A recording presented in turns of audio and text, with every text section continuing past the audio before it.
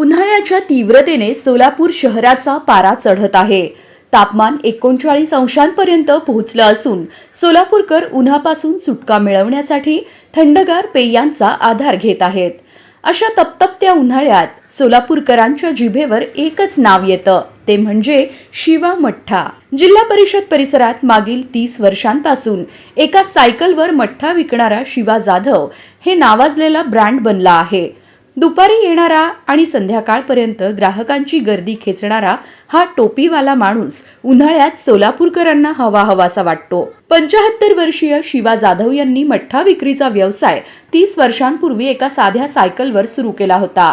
आश्चर्याची बाब म्हणजे आजही त्यांची सायकल हीच त्यांची ओळख आहे। त्यांनी मठ्ठ्याच्या क्वालिटीत कधीच तडजोड केली नाही, त्यामुळेच आजही लोक त्यांचा मठ्ठा आवडीने पितात।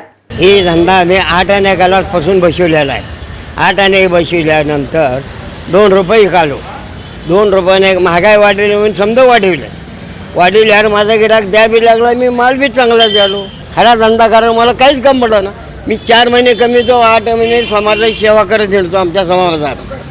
मग आता भाव 15 केला का? दुधाचे भाव वाढले, समद्याचे भाव वाढले, गलासाचे भाव वाढले, तर आतापर्यंत मी मठ्ठा विकत आलो आणि माझ्या मठ्ठ्याला गिराक एवढं काय, माझ्या हातची चव आहे म्हणून गिराक येतं परत। शिवा जाधव हे चांगल्या गुणवत्तेचं दूध आणि त्यापासून तयार केलेलं दही, त्यामध्ये लसूण, अद्रक, पुदिना आणि काळं मीठ घालून एकदम झणझणीत चविष्ट मठ्ठा बनवतात। त्यांच्या मठ्ठ्याला जबरदस्त मागणी असते। ते रोज 5 ते 8 कॅन मठ्ठा विकतात। त्यातून त्यांना दररोज 3 ते 5 हजार रुपयांची कमाई होते आणि उन्हाळ्याच्या हंगामात 4 ते 5 लाख रुपयांपर्यंत त्यांना निव्वळ नफा होतो। कधी काळी 8 आण्यात मिळणारा हा मठ्ठा आता 15 रुपयांना मिळत आहे। पण सोलापूरकरांचं मठ्ठ्यावरचं प्रेम मात्र कायम आहे।